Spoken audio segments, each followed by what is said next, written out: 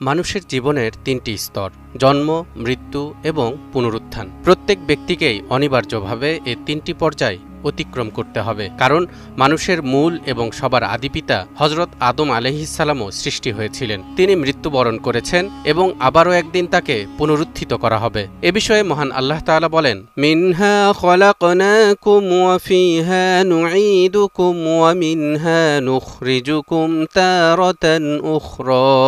মাটি থেকেই আমি তোমাদের সৃষ্টি করেছি, আর আমি মাটিতেই তোমাদের ফিরিয়ে নেব এবং মাটি থেকেই তোমাদের পুনরায় বের করে আনা হবে।